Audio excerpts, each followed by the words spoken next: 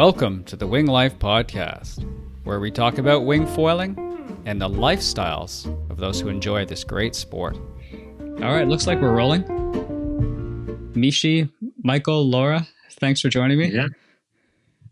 Perfect. Everything's fine. Yes. Yeah, it takes some time, but we get it going. Yeah, nice to see you. Look, finally. Looking forward for this interview and what is interesting about us and what we can talk to the people who will listen us. Yeah. Yeah, it's I've seen a lot of your stuff, especially on the lakes. You guys have some, considering you're in the Swiss mountains and whatnot, you got some pretty cool systems up there in Switzerland, eh? For wing foiling and pump foiling, and it's crazy to think about that. Oh, yes. We have so many lakes in Switzerland and so many different wind systems. So actually, you can foil with wind more or less every day. And so you have like thermal wind systems, but you have also the crazy föhn, which gets gust until 60, 70 knots. Wow. And yeah, we have also west wind, east wind, which brings us some nice rollers for also doing downwinders. So yeah, we have for everything, for every condition, something to do. Oh, Even that's when cool. it's flat, we can go bump foiling. So there are some days which are flat or close to our lakes. There's not always wind, so we go bump foiling. And in Switzerland, there's also a really, really big community who is doing bump foiling. And also we have a lot of girls who are doing bump foiling. Oh, cool. And that's really nice as well. Yeah, full community is always fun. And then you got what? You got good cheese. Balls was talking about good chocolate. You got good food. Switzerland's is a pretty cool spot. My mom went there 3-4 years ago near Lake. I can't remember the lake's name anyways, but she loved just how friendly people were. And it was such a beautiful area. Yes, I mean, in wintertime, it's always great after you got really cold hands and cold body to get some fondue in the evening and to warm up. And fondue is really a Swiss tradition. Oh. And yeah, it's super. Salted Swiss cheese, actually. Oh, yeah. So many different kinds of Swiss cheese. Were you both born in Switzerland? Or where did you grow up? Yes, Yeah, I was grew up in Switzerland, but I'm not fully Swiss. My mother is from Argentina, so there's a bit of South blood in me. Oh, cool. Yeah, but actually, yeah, grew more up here in Switzerland. But my brown tan sometimes I got from my mother's side. Yeah. How young were you both when you found like wind sports and water sports for the first time? Not that young, huh? I was Oh. around 20, I think. Okay. So Quite late. yes, we did or started the sport together. I mean, it was 2010, sorry. And yeah, then we came together and we were searching for a sport. And we found this wind sport, wing foiling. And oh no, sorry. First it was windsurfing, and before we were wing foiling. Actually, we were looking for a sport, we were looking for a job. Oh, So we were actually working for ski instructor and as a snowboard instructor. And then during summer we had no job, so we needed to find something. And then we found one person. She had a kayak center close to Lucerne, and there were like some old windsurf stuff around. And then we started to learn windsurfing with the YouTube videos. oh, no way. Yeah, true. Yeah, and Yeah. that's how we got actually into water sport. Yes. Before we were like, I mean, our winter season was from October till May, and then we had like some days in summer, and then the winter started again, and now it changed, and now we're like whole year on the water. Really? Yeah, that's More or less. crazy. Like really, yeah, I remember then after winter, we went or I found this canoe club and then, yeah, we saw some really old gear, like these 3-meter boards and, yeah, so really old sails.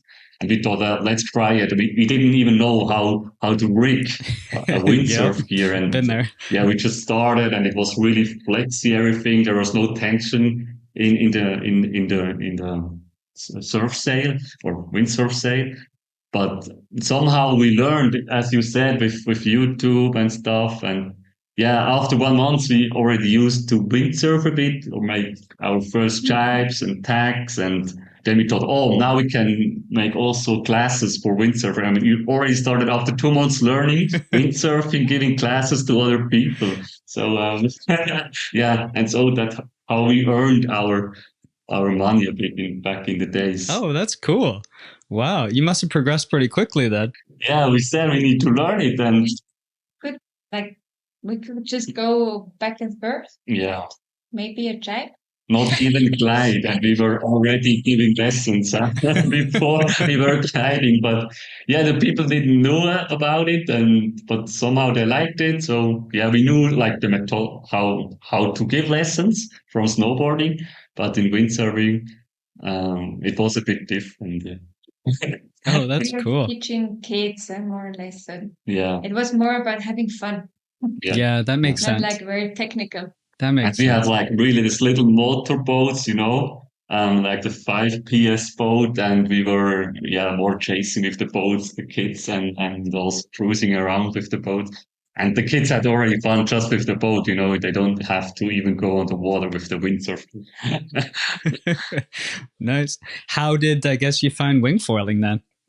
Well, Actually, it started with windsurf foiling. Oh, yeah. oh, me That's too. how we got into the foiling. Yeah. Yeah, me too. So I remember Pulse came up first time with this wind foil gear.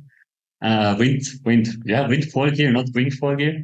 And then we went to a lake. There was a really small lake, and there he said, "Hey, give it a try, give it a try." We tested, and it was really like, "Whoa, what's wobbling here all the time?" And I mean, we could surf actually not so bad, so we could try also do some freestyle tricks.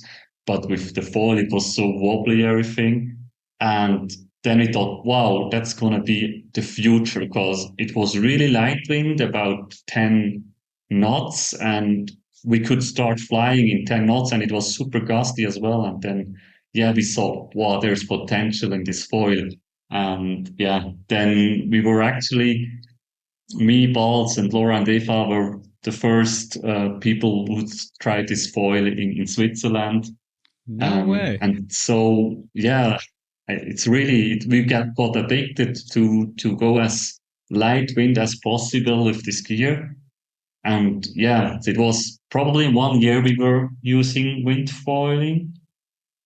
Yeah, and then we saw this wing foil stuff. So it was in Silvaplana.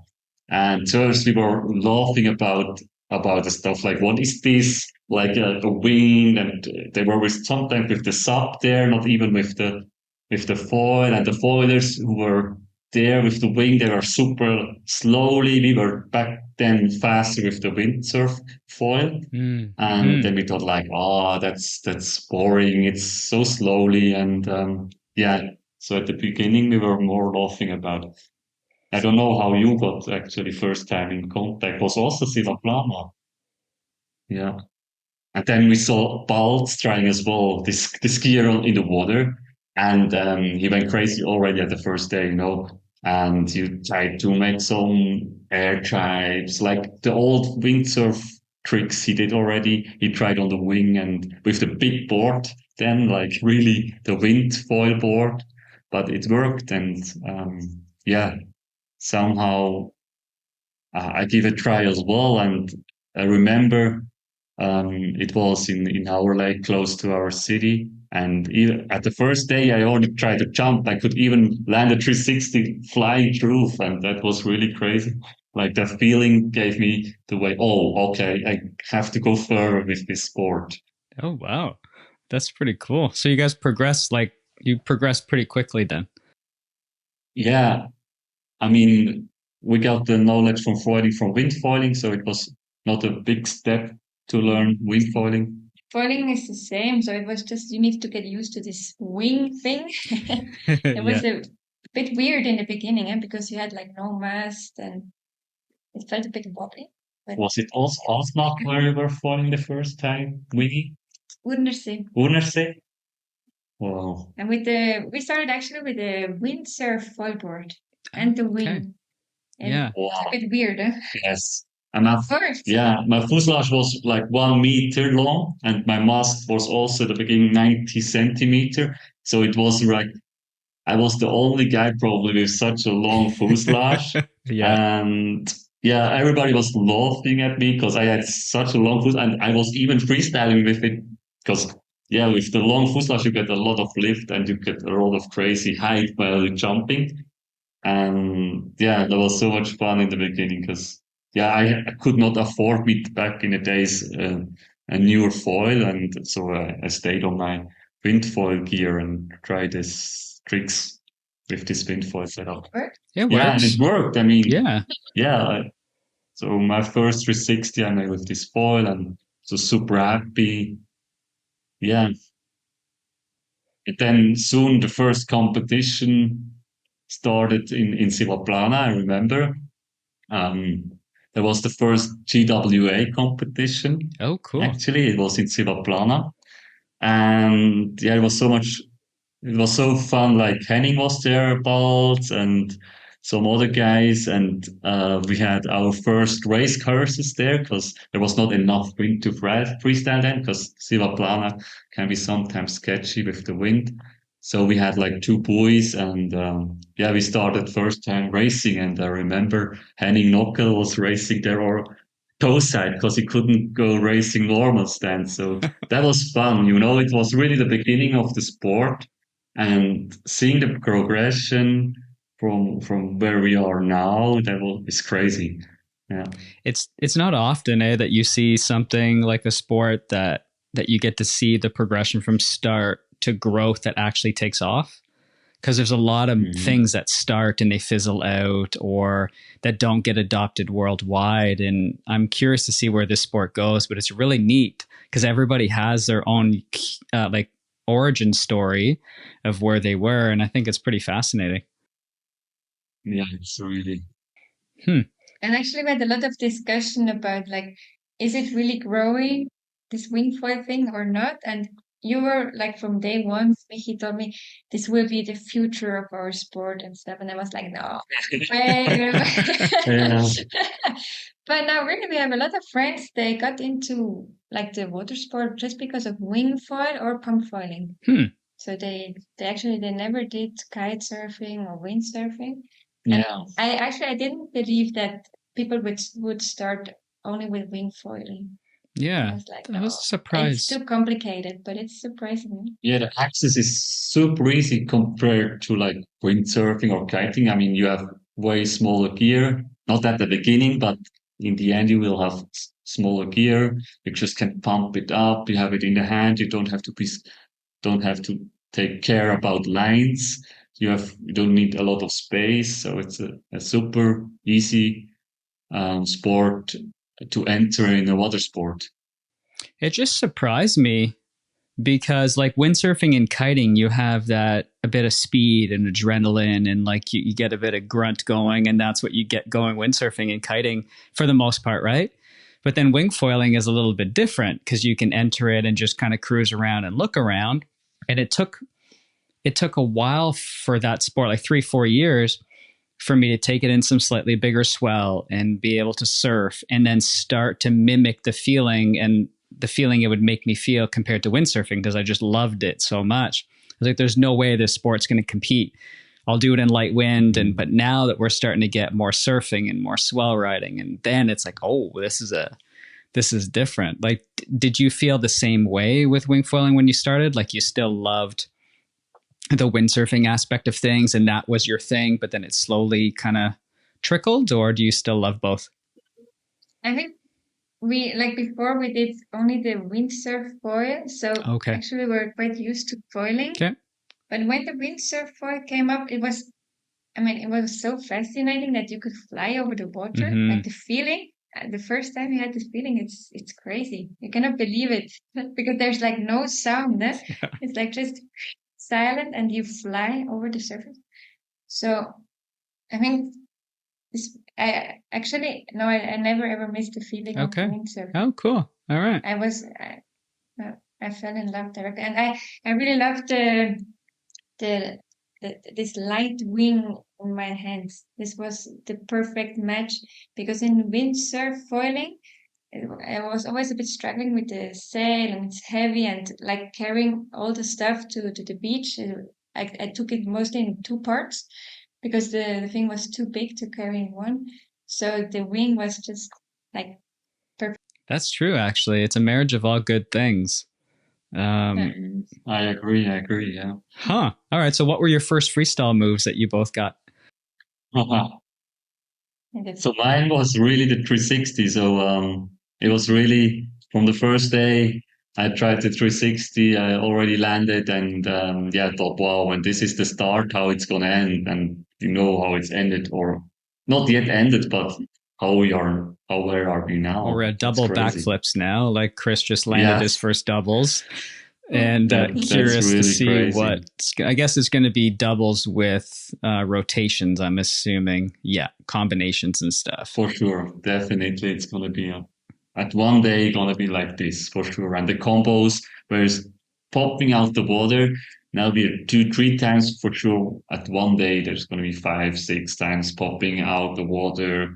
And yeah, there will be a developing with the gear and also the people, they're progressing so quick. So yeah, back or in the future, we will see super crazy combos. I mean, that's going to be for sure the future. You see also already in these chairs, you know, this chair, foil chairs, they were already doing these crazy combo moves, like one after the other. And they do it sometimes 10 times, like poof, poof, poof, backflip, backflip, backflip.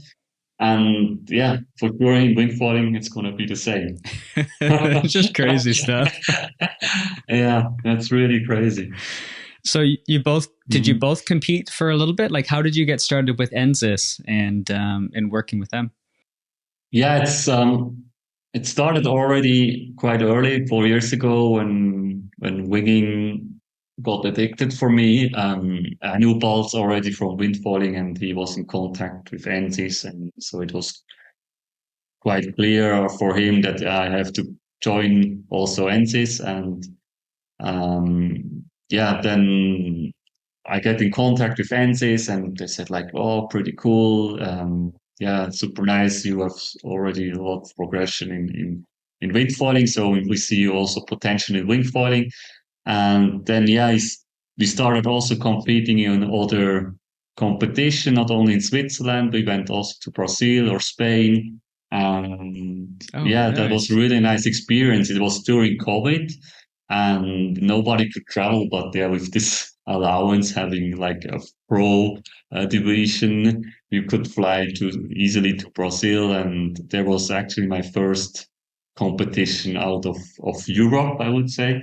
And it was a really nice experience because for me it was also first time winging in the waves. Oh yeah, and that was super nice. I remember there we were with Balt, and Miso was also there, and we were first time doing downwinds, and me and Balt, we had really two big foils actually for doing downwinders, and we always got shooted out the water because we had too much lift and could not handle it. And luckily we had all these leashes back in the days to stay close to the board.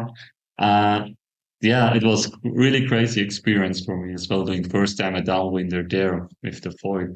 Then we had also the competition, and it was like the surf freestyle competition.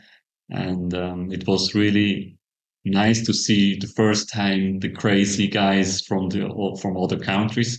Like Titan was also there, and he was really at the beginning one of the best wing foiler in the world. And I think this year he got world champion. And yeah, already there in the competition, we learned new tricks to quell the competition, and that was really crazy to see the progression even in the competition side. Yeah, it's insane how much has progressed. But Brazil, was that your first time the both of you got to go there? Yeah, for me it was the first time. Probably Balz was there already. Yeah. Laura, you haven't been there. Okay. Yeah. Yeah. How was that culture difference? Obviously way different than where you're both from. Well, for me it was really shocking at the beginning. I mean, we were driving through Brazil, and you saw people who don't have a lot, were sitting at the street and betting for food. And yeah, it was really crazy, like the scenario from going from Switzerland to such a country. Yeah, but it made my heart beat feeling a bit. And yeah, it's like you going there, having everything, and just going there for competition, and you were flying just there for this competition. And yeah, it's a bit sad to see then this poor people. But on the other hand, it was really worth for the sport, because we meet each other there, and we learned a lot. We started competition side of wing foiling, and yeah, it was quite interesting as well for us. Yeah, it's always a kind of a double-edged thing in developing countries when you go. And like I spent 3-4 months in La Ventana, Mexico. I just got home not that long ago. La Ventana is a beautiful place, but it's the same thing. The locals there are very poor. They don't make hardly any money, but they wave when you walk. So I would go to the gym sometimes at 6 a.m. and you'll have all the guys in back of pickup trucks, all with their masks. Because obviously it's going to be sandy and windy. Everybody waves at you. Meanwhile, back in Canada, nobody waves. And these guys are working 6 to 7 days a week, and the ladies too, in stores, and they're making, I think they have to have 3 or 4 people making enough money to pay rent. Like it's unbelievable that's how much it is. But they're so friendly and they dress well. They're nice. And I find their attachments to consumerism are a lot lower. Like it's not, who they are is not based on money and things, which is what we in the West kind of culture have been indoctrinated. Like if you don't have a nice house and a nice car, like forget it. But it's very different there. But yeah, so that's one thing I saw definitely. But coming from, so what are both of your backgrounds then? Like what do you do with Ensis? Yeah, me, I'm also part of the developing team for Ensis. Oh, okay. So I'm helping to develop the wings, the boards, the foils, and we test a lot together with Baltz and also Laura. I mean, it's really important to have also the influence of the feeling from women's, because we have also kind of Ensis is really pushing hard the woman part, and I would say like 50% of the team riders are women in our in Ensis. So it's cool. Really, we are focusing also on women's gear. I think at the moment we have more women competing than men. Yeah. At the moment, Ensis, yes. Yeah. Oh, yes. That's cool. Probably, yes. But we also have our boss is a woman as well. So like it's a couple, Carl and Karin, but you feel that. Yeah, you feel the passion of the woman inside from Karin, and it's very important for her to support women sport. That's good. So it's also important to listen what they like to ride and kind of wings and foils. So we try to get everything for everyone. And kids we have as a lot well. Of discussions, right? Like and kids as well. The kids scene there. Like I know you're working on a project right now, but like when I had Carl on the show, he did mention and push a lot into the youth development, and that you guys were doing a lot over there for that. For sure. I mean, already 3 years ago, we have a small wing, like the 1.8. So we were probably one of the first brand who had such a small wing. And for us, it was important that small kids can try on little or small gear to get the feeling of a wing. How does it feel when there's wind? And also small wing feels lighter, and the size of the wing is also small when you have a 1.8. So you can play around already with a young age with this wing. And is there an association over there as well for kids? Yeah, like the Foilmania Youth, like a project we built up together with some other, like because in Switzerland we saw that there's no place for foil addicted kids. where they can meet and like join or like go in the water all together and have fun and learn some new stuff because they learn a lot from each other. So we saw like on every spot we saw some kids foiling, but like our dream was to bring them all together. Oh, And okay. that's what we are working on now. Oh, I that's mean, awesome. Switzerland's not that big, so actually it's possible like that we meet at one lake and spend some time. And I remember the first thing was like connecting also the different sports, like windsurfing, windfoiling, and wingfoiling. So our first project was actually a 1 hour. I remember there was like 1 hour and two buoys, and you have to make as many rounds as possible.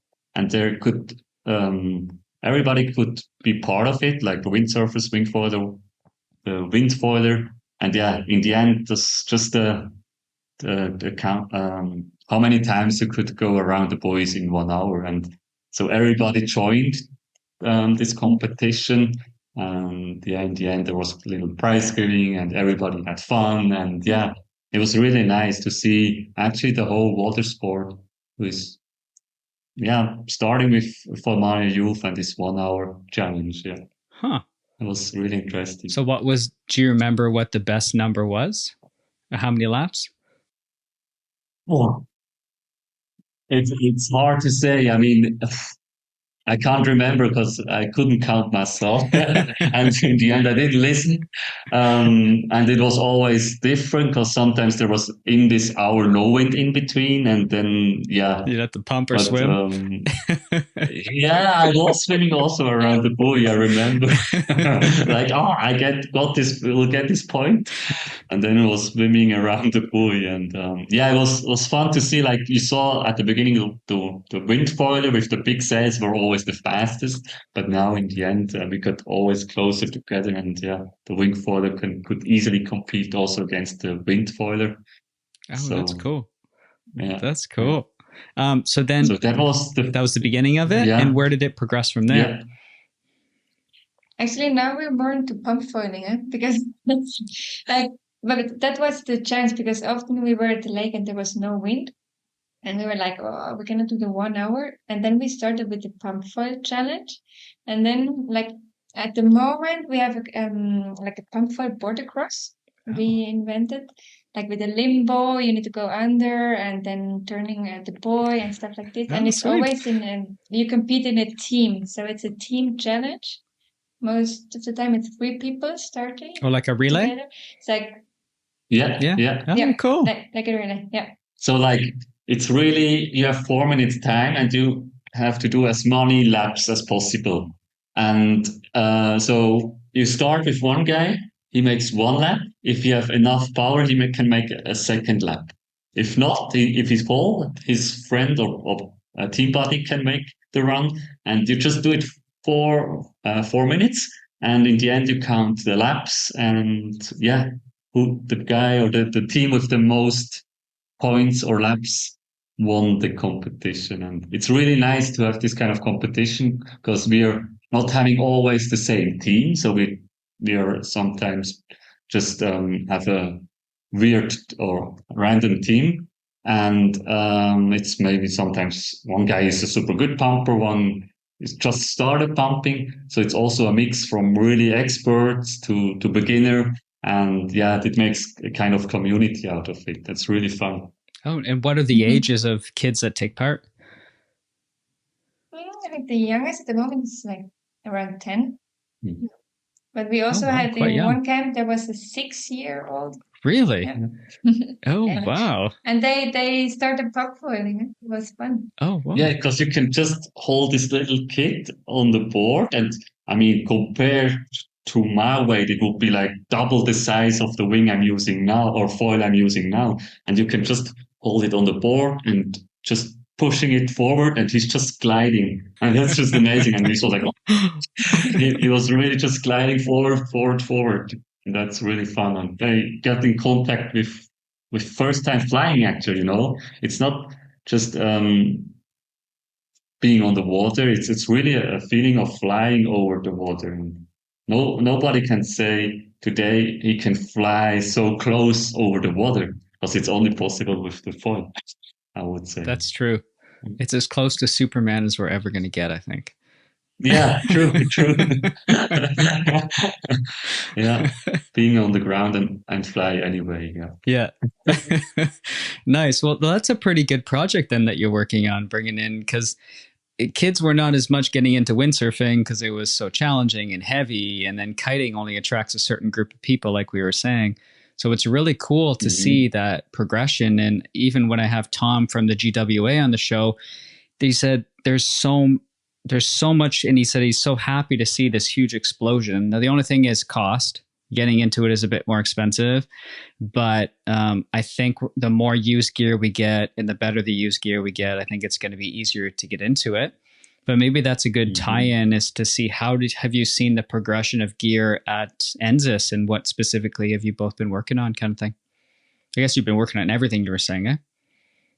Yeah, actually, really. I mean, it's perfect for developing for us. I mean, we are always in contact with the kids anyway in the water in foiling, winging, and giving them the gear to try and giving a feedback. It's really important for us to develop. And yeah, sometimes they say, "Oh, it's super powerful, so we need to make a decision to make a wing which is less powerful for little kids." Or yeah, in pump foiling, it's always the thing like, oh, they're super sharp edges, and when you fall on the tips. True. So we really need to think also how to make a foil which is not hurting when you fall. And yeah, it's always what we see from people in the water or from kids in the water, how we want to develop our further or our future gear. Because testing's not easy. It's very, very technical and yeah, it's super technical. I mean, especially in foil, you can change so much things, like the stabilizer angle. You can make the fuselage longer, shorter. You can change the mast position. And there's so many ways how you can change something. So in the end, I couldn't remember what I changed actually. So I need to not make notes every time I made something different to remember what I actually did. Yeah, that makes sense. I mean, it's also different. Like the style of riding, because sometimes Mickey is like, "Oh, this is the perfect setup," and I'm like, "No, it's not way." And then I start to change. It's really it's so different to the people who's riding the setup. It makes a huge difference because everyone is like some people, they prefer big wings, smaller foils. Some like just different, smaller wings in the hand and bigger foils underneath. So even there, like so it's really important to get feedback from other people. So something who can be good for me is not always good for her or someone else. And for me, it's always testing. It's not testing only me. So now I like to give the people the gear to test and give a feedback from them. And as more I can give this gear to someone else to test, as better is the feedback to give to my boss and to say, hey, this is what we should do. And yeah, that's really a hard way, and it's always a process. And yeah. And you're an engineer by trade, is that what you said before? Yeah, but more in building technology. Okay. So for ventilation and stuff. Oh, okay. So it's nothing special with foil design. No, none of that. Okay. It's not really foil design, but I have a background in science, so I understand always the thing of developing something, and yeah, it's really interesting. And also here in Switzerland, we have the possibility to design wings. So we have one of our designers in Switzerland, and he can make in a week a wing, and we can go just in a week in the water and testing new gear, and that's really interesting to have someone close to my spot who can design wings and just go out in water and test it. And sews on the spot kind of thing, and just pumps out protos, and then you can go test them. Oh, that's exciting. Yeah, that's really nice. Like we can give a feedback, and then during the night he changed the stuff, and then the next day we can go test again. Yeah. So Oh, cool. like it's That's really nice. We can say, "Hey, we need a bit more tension there," and then Patrick, the guy, is just, "Oh, okay, let me think," and he's thinking in the evening, and then yeah, he goes to the office and stitch something together, and then next day we can test it, and that's really advantage for us. Yeah. What's your background in, Laura? totally different. I'm a lawyer actually. Oh, no way. Okay. Yeah, so I spend a lot of time in the office. So, Okay. so not really the same thing than being on the water. But I can help out with writing text actually for Ensis. Okay. That's a bit the thing I can give back to them. But still, because like I'm critical used to thinking, write. like both of your degrees and both of your professions require a certain level of analyzing, critical thinking, and like doing things through steps. So I think that could only help when you're entering into the product development testing phase, because it's not a global. It's like I almost think you would have to break it down a little bit, right? Yeah. It's really the analyzing thinking we have somehow learned in the school, and this process is also in winging, but just there it goes faster. That's crazy. Like in the school where I'm working, it's like you have 1 year time to develop, and here in winging it's just 1 month, and yeah, it needs to go really quick, and it's another process how you develop, like in the high school or here with Ensis. And yeah, that's, I think, one of the main differences. One part is more science and the other part is more try and error. Yeah. Well, because you have the competitive angle, I guess, with a bunch of other companies doing things as well, right? And then trying to maintain a minimal client base just to make sure bills get paid for everybody. And because the wind world, I was told, was one of the more difficult and competitive from sales managers' perspectives, because the pool of people was smaller. Do you see it growing? Like, have you seen a bigger growth of people obviously into winged sports in Switzerland because of this that weren't doing the other two? So do you think it's going to keep growing, or do you think it'll eventually cap?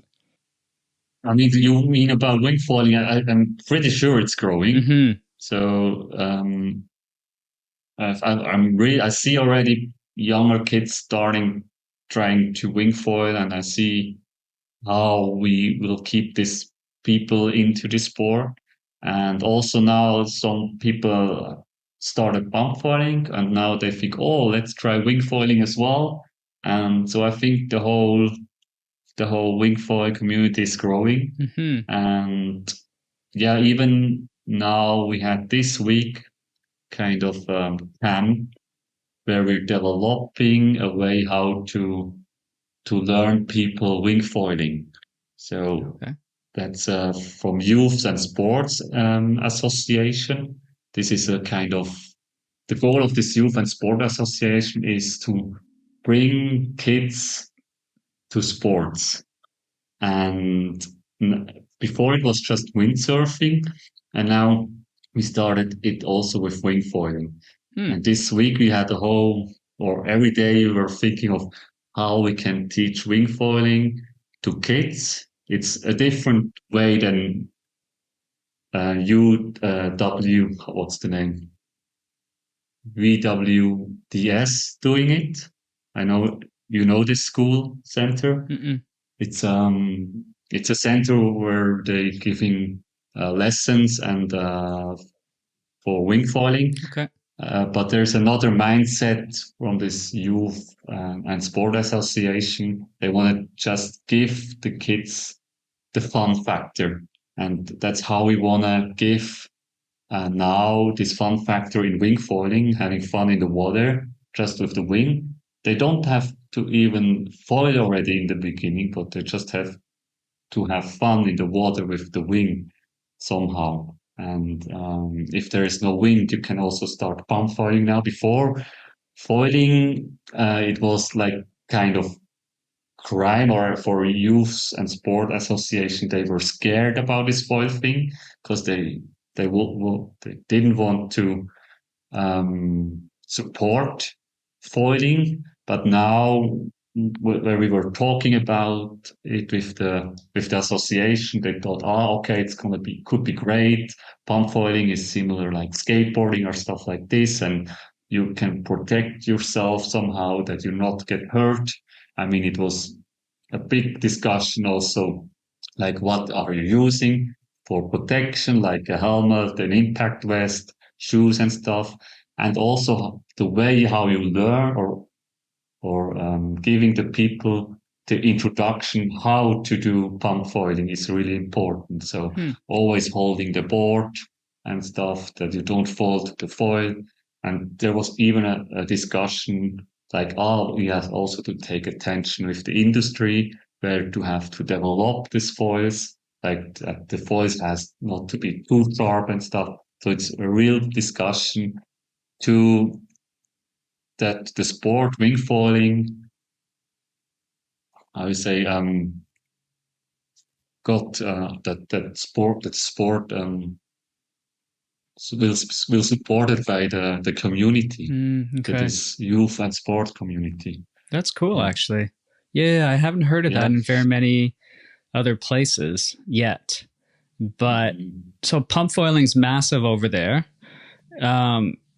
Even though, how cold are the lakes that you're normally playing in? Is it 6.5? Is it 8.5? Is it 10.5? Yeah, at the moment it's around 16 degrees, but in winter you get around 4 degrees. All then right, it's super chilly. Freezing. Yeah, and then it just the cracks. Yeah, it can get warm. Yeah, but before, I mean, Sivaplana. Next week I will go to Sivaplana, and for sure the water there is way colder. I think it's around 10 degrees, so you still need boots and stuff. So we have really a wide temperature difference where you are. So I mean, Sivaplana is 1,800 meter high. So yeah, last week it was snowing there, so they started actually the summer, but the summer started to snow there. So yeah, it's a crazy thing. But you can protect you with good wetsuit, with good protection gloves, nice shoes. Yeah. Okay. All right. So you're going there next week. Is that for a competition or? Yes, we have like Ensis team event, and there's the wingfoil racing event. And there will be also the best of 3 competition, where is wing foiling, and kite foiling part of this competition. And the goal is like also with a team, you compete together, and the best of 3 will win this competition. So that's going to be interesting too. We had this last year, the first time. And it was really nice to compete. Like there was the kiter, the wind foiler, and the wing foiler together in one competition. And the judges were like, checking like the style, then the height, and also the maneuvers, how difficult they were. And in the end, they managed to make points for these tricks and for this choreo. And in the end, you have the best of 3 of this sport and these sports. Yeah, that's really interesting competition. Oh, that'll be fun. So are there quite a few competitions out in Switzerland in that kind of general area then? Sivaplana, yes. There is always this wingfoil racing the last 2 years. There are around 40 to 60 competitors. So that's mainly in June. And there is also the marathon, which is in August. And it's also a really nice competition where everybody can take part of it, like windsurfers, wingfoiler, kiters. And you just make 42-kilometer runs. So you go like probably 3 times around the lake. I can't remember how many times, but it's like go upwind, downwind, upwind, downwind, upwind, downwind. And the first who made this marathon win the competition. And Oh, there's, cool. at the moment, always the kiter win, and then the the wind foiler, and then the wing foiler. But let's see if it's changing somehow. Oh, that's cool. Sometimes people doing also with windsurfing, but then it's super hard because they cannot go really crosswind or upwind. Oh, So takes a bit longer with the windsurf gear. And some people taking the old windsurf gear, the really old ones. Yeah. So it's really fun to watch. Yeah. Oh, nice. And it's kind of like, sorry, family style camping kind of thing at the lakes. Yeah. It's really nice. You're just close to the lake. It's a camping. You just go there and you don't need to make a reservation. Just look if there is space, and you find a really nice spot in front of the lake and the nice mountains. And always you see a bit of snow in the mountain. It's really stunning, this place. And it's a really sportive place, Sivaplana.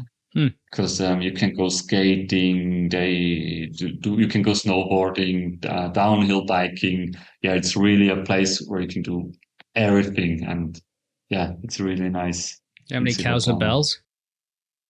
So sorry, cows? Cows with bells? Yes. There's around. There's some around mooing, and do you know why they have bells in Switzerland? Just a random question. I think it's tradition. Is it? Okay. That's a good question. I've never thought about why. I think like what they do if in summer they go in the mountains and they spend like the whole month summer in the mountains with the cows, and when they come down in autumn they really put the bells on the cows and also some nice stuff on the head, and it's like a typical Swiss tradition. Like then the farmers come down with all their cows and animals, and people go and watch this. It's like a ceremony. Oh, really? When they come down from the mountain, and it's like celebrating a bit the end of summer. So they only wear them at a specific time of year. It's not all year round. Some of them are wearing it like all year. I don't know, but it's more. I think it's more made for like traditional thing. Like that's more, cool. for the ceremony. Oh, that's cool. Huh. Yeah, I was just curious. Yeah, Throw never that thought in. about actually reading about it, but it's fun. But what do you think is coming next in development on both the guys and the ladies side from Ensis that you see that would be something exciting to talk about?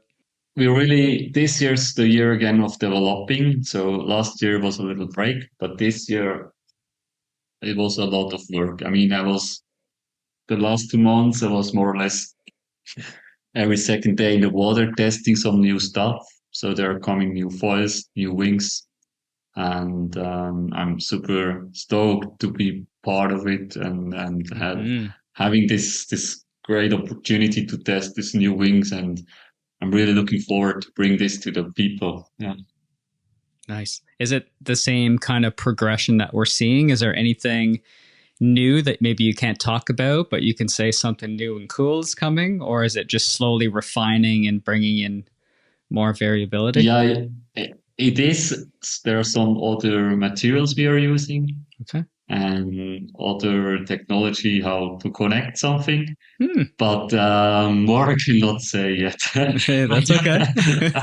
You have your legal department right there, so she's going to say no. True.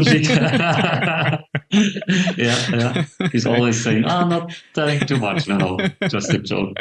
No. Yeah. No, I mean, we like to give the people also an insight sometimes of new stuff. I mean, on social media, we're not hiding every time everything. So people are always asking, "Oh, what's going on?" And it's actually good to see that people see it. That something is going to happen, and it is also important that they think, there is coming something new, and that's really important also for the customers that they see that. Yeah. Yeah, that's true. Something new and exciting to add to their kit, or something that's going to make their life easier, or lighter or stronger wind, or because I've seen some of your like the videos and whatnot, and there's like 60 some knots and stuff flying in Yeah. Switzerland, and that's insane. Like, there's been some pretty crazy videos coming out of there with I remember like this year it was really crazy. We had in beginning of April, I think every second or third day, this föhn, and this föhn, it was blowing really strong. I mean, 60 to 70 knots we had, and this happened maybe every 5 to 10 years, something around this. And yeah, it's crazy how long you can hold on this wing when it's so strong. I mean, you can always open the wing and you don't feel the power anymore, and you use the waves instead of the wing. So that's really crazy. And the other thing which is crazy, I remember, it was the first time I was open my mouth while riding, and it made this kind of noise, like when if you were blowing in the bottom, you'd be like, it was Yeah. blowing in my mouth when I was Come against on. the wing, like, oh, and it was making these crazy sounds. Huh? That was my first time. And sometimes you couldn't even breathe anymore because, like, it's like but you have always to watch downwind that you can actually breathe instead of watching upwind. Yeah, Yeah, that I was really guess. a crazy feeling. Huh. And yeah, it was always flying water everywhere, so you cannot see a lot. So it was just flying water. And we did also some downwinders then, because then we had really nice waves. And yeah, it was super crazy. How big does a swell get in on a wind swell in those lakes? Yeah, it's not like Hood River, but Oh yeah, but still. I mean, in Föhn, it's not so big as the lake. It's a bit small, but you can reach around 1 to 1.5 meter. And in Lake Neuenburg, there is probably bigger as well. When we got there, 35 knots, we will have like for sure 2.5 meters is possible. So Oh, I that's good mean, though. for downwinding is really a perfect place. I never had such a nice feeling of downwinding, even in the ocean, open ocean. There's not that swell like in Switzerland because you have only one direction, and you can just surf one way, for the whole way, and that's really crazy. It's just one big wave, and you can go like 10, 15 kilometers down this huge mountain. And yeah, it's really, really something special in Switzerland, I would say. Oh, nice. So what's your favorite for the both of you? Wing foiling, pump foiling, or downwinding? Or is it just based on conditions? Based on conditions, I would say. It's actually good to have everything. So there's always something to do on the water.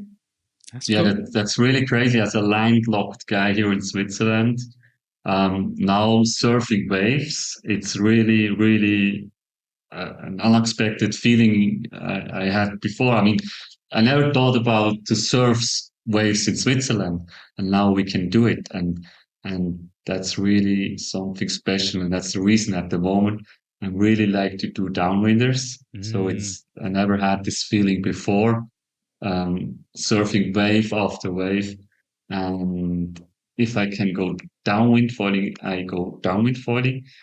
But maybe then I just make one run, and in the second run or second option, I choose wing foiling and go freestyling a bit. So yeah, and if there's no wind, I go pump foiling. So that's my decision how I choose the right setup. Yeah. Oh, nice. So there's always, I guess you can be on the water almost daily then. Yeah. Wow. It's Wow. Huh. sometimes when there's 1 week no wind around, then it's pump foiling. But then at a certain time you get bored. But yeah, there's then another day where wind is coming and you will have fun again, for sure. Oh, that's cool. That's cool. So any trips for you, Laura? Any competitions coming up for you? Like, are you both going to Silver Planet coming up? I will join for the weekend only because I need to go back to work. Okay. Because I had like 1 week off now, so I cannot manage to spend like the next week, the whole week in Silver Planet. But I will be there for the weekend, and if there's wind, I will join some competition. Okay. But it depends if they like still have a competition going or not. Sometimes I'm too late. Okay. Yeah, and the problem is the wind looks really not so good yet. Monday, Tuesday, Wednesday, like really bad weather and cold. It's in the night for around 4 degrees. Ooh. So it's going to be freezing. And yeah, let's see. I hope the weather changes a bit. Instead, yeah, we will go bump foiling or skating. There has also really nice skate ramps and also trampolines to jump a bit. So sometimes you go jumping with the wing in the trampoline. That's also really nice. Yeah, there's always something to do in Silvaplana, so you'll not get bored there. What's your camping Uh, setup like? we have a big van, Oh, so okay. yeah, it's around 6 meter and The heating. with a heating as well, so it's Oh, that's perfect. nice. Okay. We tested already in minus 20 degrees, so 2 years ago we went to Silvaplana in the winter, and even in minus 20 degrees you can heat up our van, and yeah, we both build it at our own. And yeah, we have a fridge and we have a big storage for our gear. I mean, now you need to have everything: downwind board, pump foil, wing foil, and yeah, those stuff for us both. So our garage or our storage is full of our van. Yeah, no doubt. Yeah, That's fun, no? it's crazy. That's fun to be able to do Yeah. that as a couple. Mhm. Yeah. But before we were actually with the tent, we spent several years with the tent in Silvaplana. And the first time we went there, we didn't actually think about the cold in the night. And we were freezing, and then we were like sleeping in the board bag and putting all the clothes inside. And then, yeah, like from year to year, like our equipment got better and better. Yeah. It's possible also in a tent. You Yeah. don't need the van with Okay. the heater. As long as it's not raining. I mean, I remember one day we were there, it was raining a lot, and we had an inflatable tent, and then our inflatable tent had a hole. So our tent was really falling down and the water went inside. We had literally like water like this in the tent, and Oh, shit. it was horrible, like really. Then we went sleeping at the campsite. They have a little house, so we could sleep over there. They have like a party room. Yeah, kind of party room. So with some sofas and TV, and then we spent there. Yeah. One night. Yes. And then you got a van. Yeah, no, vans are pretty sweet for that lifestyle. Forget this. Yeah. We're getting a heater, make marshmallows inside. We're done. Yes. kind of this one. Yeah. Yeah, that was perfect. I mean, now we're super happy with our van, and yeah. Oh, that's cool. Nice. Is there anything else you wanted to touch on today to put out to the world? No, I think we were talking a lot, and I'm really thankful to give this information to the world somehow. And yeah, I'm super happy that I can share always the water time also with Flora. Yeah. I mean, not everybody can say they have a girlfriend who's doing the same sport and passion.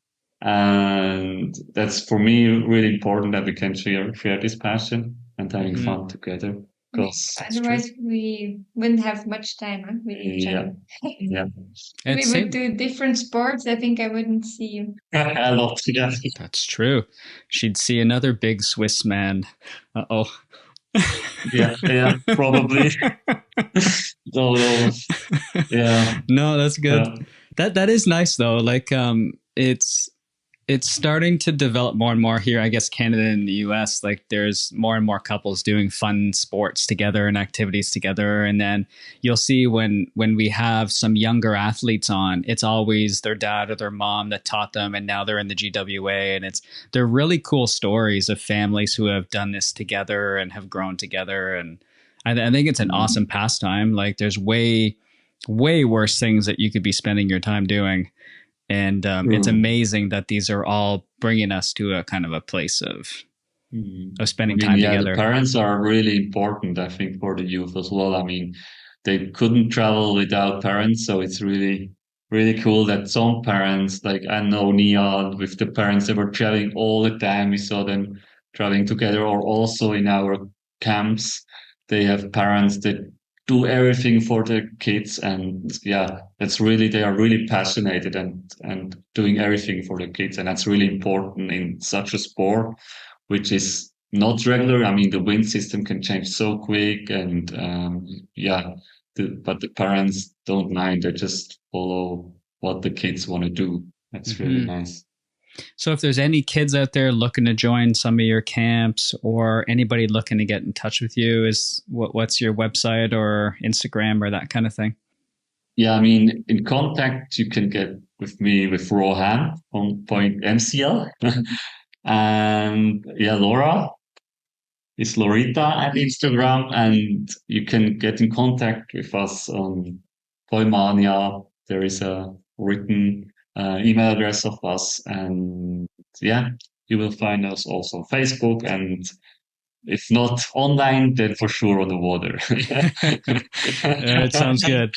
If I ever make it out to Switzerland, which I would like to, I'll have to reach out. We go for a session. That'd be fun.